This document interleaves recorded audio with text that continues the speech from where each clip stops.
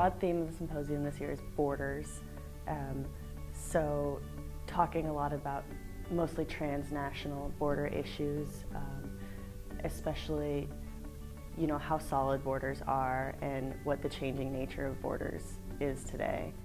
Exploring the balance between national security and information transparency, we're bringing Daniel Ellsberg, the informant behind the Pentagon Papers, and Colonel David Lapan, a Deputy Assistant Secretary for Media Affairs at the Pentagon.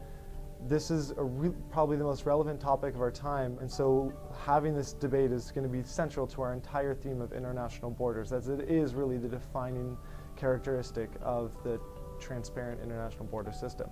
I think part of the reason there's an ongoing debate of transparency versus national security is that it's not an easy line to draw. You can't just have one answer.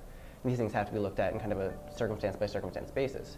Because on the one hand, governments do have to be transparent to a certain degree to prevent corruption and abuse of power.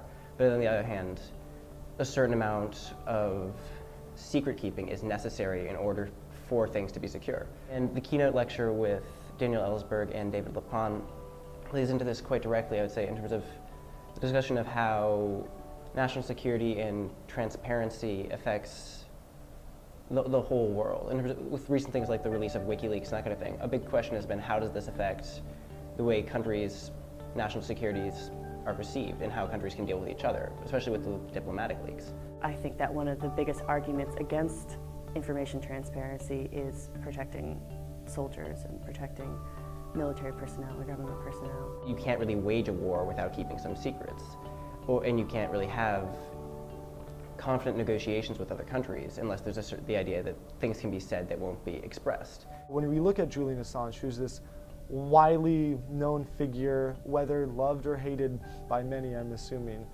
we sort of have to look back into our past and look at the Pentagon Papers from Vietnam and see what exactly what is the precedent there. Now we have the same moral dilemma but placed on an international scale. Trying to find that balance today is even more complicated because there's so many more variables in today's international system than there were 40 years ago. I think in general, these big releases of information like WikiLeaks and the Pentagon Papers have really just increased government accountability.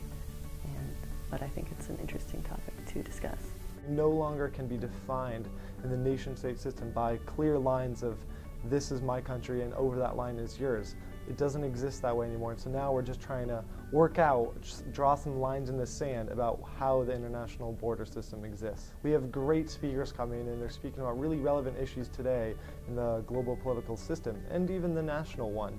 And we really want to have people learn about these issues and see these speakers and become informed and have that connection to Lewis and Clark as an institution.